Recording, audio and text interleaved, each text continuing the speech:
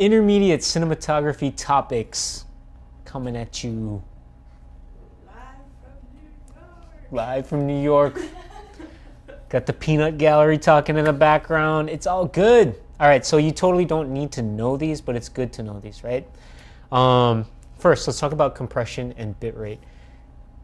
Most DSLRs shoot some sort of compressed video, and it has its pros and cons. The pros with shooting compressed is then the files are typically smaller and potentially more manageable. The cons is we're losing some information that could increase the quality of our image, as well as the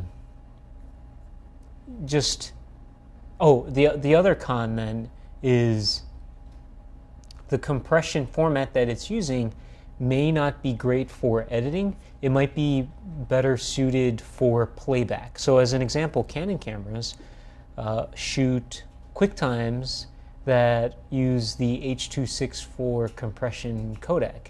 And so H.264 is typically seen as a playback format and not an editing format. So older editing systems like Final Cut 7, you would have to take the files that the Canon cameras produced and transcode them into something like ProRes that Final Cut 7 could edit on its own.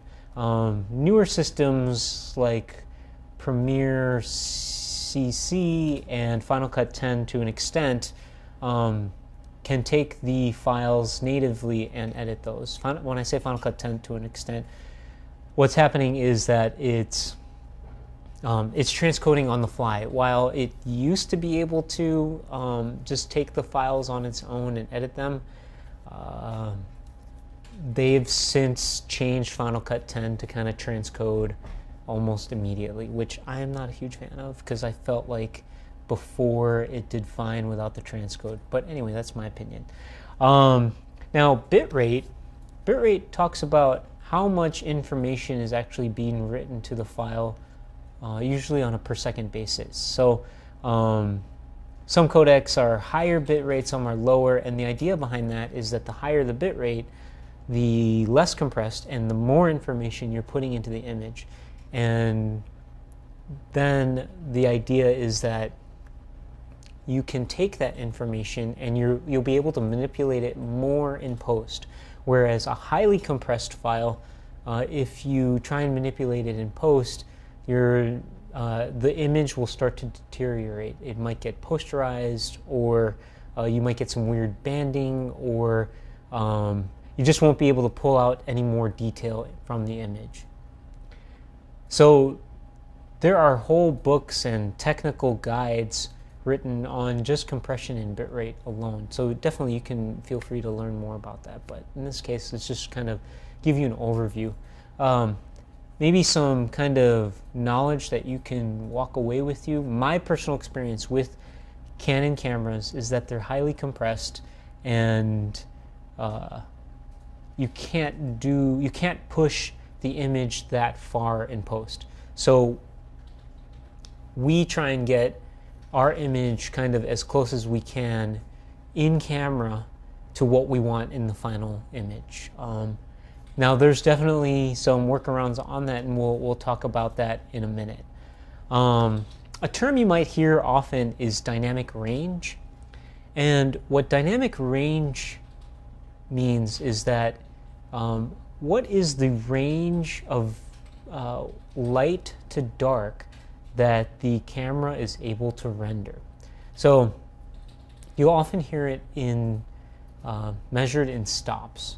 So I believe, and now I'm sorry, but I believe the Canon cameras have a dynamic range of somewhere between 9 and 10 stops. So from its lightest, from the white to the black, it has a range of 9 different stops. Prior to that, older video cameras would only have like a dynamic range of 5 stops. So the light to black, the white to black range was very, very narrow. And why dynamic range is so important. One, it gives us that cinematic look, that film look. And really what's happening is that we're able to see in the image more detail than if you had less dynamic range. Just picture an image that was just white and black, right? That it would be extremely contrasty and it wouldn't look very realistic. Whereas the human eye, we see much more broader dynamic range than that, right? So higher end cameras like the Red, for example, I believe it has something like 13 stops of dynamic range. So it has much more dynamic range, I guess, much more differentiation between white and black, and that helps in improving the image quality. So as you're learning more about cinematography and you're picking a camera for the job, and you're able to afford a camera that has higher dynamic range and you're able to use it and know how to use it, that's definitely something you're going to want to look for. You also may hear terms like log and raw. So for the Canon cameras, as an example, the company Technicolor, they created a color profile, a custom color profile that you can install on your Canon cameras that try and replicate log. Now what log is, the theory behind log is that you try and make the image as sort of as flat as possible, where the blacks are not so black and the whites are not so white. And the idea behind that is that you're able to, if you make it in this correct kind of flat log way, you're able to collect more information in the image because you're not storing all this like extreme white and extreme black information. And so when you're able to put a little bit more information in there, you can increase the detail. And then the idea is in post, you'll color correct it and reintroduce the extreme whites and the extreme darks, or the blacks, and you'll have a more detailed image that way. So CineStyle is one log profile, or at least a profile that tries to emulate log for the Canon cameras. There are other ones out there as well. There are other cameras that have log built into it. So for example, the Sony a7S is a camera that's just recently come out that has a log format built right into it. Now RAW is a very interesting format. So RAW, the idea behind RAW is that your camera is receiving data to the sensor.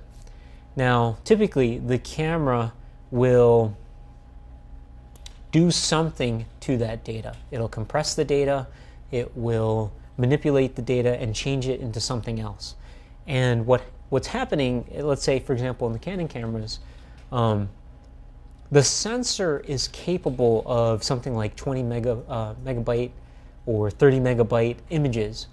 But in order to create video, what Canon has done is they've compressed it, right? They've run it through this compression. And so what's essentially happening is, in the Canons, for example, it's like skipping lines and it's throwing away data.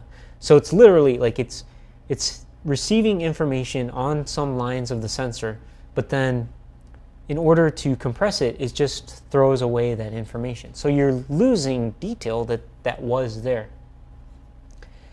High-end cameras or higher-end cameras, or cameras that are meant more for cinematography purposes, like the Red camera or the Blackmagic line of cameras, or the Magic Lantern hack for like the Canon 5D Mark III, open up or give you RAW as an option. And what that means is then the camera will record all of the image data that was sent to the sensor. And then the pros with that is that now in post, you can change white balance. You can really push an image one way or the other in terms of look and feel. The cons with shooting in RAW is that your file sizes start to get really huge, and then your workflow becomes much more complicated, because now essentially what you have is a digital negative, and you then have to think as if you were shooting in film, like in the film days. So when you shot on film, you would have to get the film developed, and then you would have to somehow get that film into an editable format. Today's editing systems do not edit RAW at this point in time. They are starting to make some progress, I think, with some Cinema DNG files, but they are not, it's not perfect. So just know that RAW, you're getting all the image data, the files are kind of huge, but you have a lot more options in post. For most run and gun type of situations, I don't recommend RAW, but if you want something to look amazing and you have time in post and you have resources in post-production, then RAW might be an option for you guys. And I highly recommend Magic Lantern, the Magic Lantern hack for the Canon 5D Mark III. I think it's an amazing thing, and we'll get to that in a moment. So one little thing here, I just want to give you a little recipe, or at least what I think is a recipe to getting a cinematic look. Shoot 24p. I mentioned in a previous video that 24p is 25% difference than 30 frames per second. So I think shoot 24p if you want that cinematic look. Also, I think, in my opinion, a shallow depth of field, and it doesn't have to be crazy shallow depth of field, but shallow depth of field sort of separates that from video. Like when I think of video, oftentimes it'll be like sports or news or something like that, right? And the depth of field in those things is just like insanely deep. So if you have shallow depth of field, it gives it, to me, a little bit more cinematic look. And then also a large dynamic range. Video, to me, has like a kind of narrow dynamic range. The difference between whites and blacks are not that huge, whereas on more cinematic look, there's a larger dynamic range. Now, in-camera presets. You'll see in most DSLRs they'll have different kinds of presets, from black and white to portrait to neutral and so on. I think that's just a personal taste preference and what kind of look that you're trying to achieve. So just experiment with the presets and see what might work for you in your project. Now, Magic Lantern. This is not going to be comprehensive in any kind of way. But I will say, Magic Lantern is an amazing piece of software that you can add to your Canon cameras. And as you get more comfortable shooting with the DSLRs, I highly recommend learning about Magic Lantern and seeing how it could work in your workflow. So I'll leave it there. Maybe, though, some of the features that you'll be interested in are shooting in RAW. Definitely is an amazing feature to experiment at the very least. And then other features like the user interface is much more video friendly. The tools that you get in terms of focusing and exposure tools are also incredibly useful for filmmakers and videographers. So definitely check out Magic Lantern, and I think it'll help your videography a lot. So again, this is just a kind of brief overview on some intermediate cinematography topics.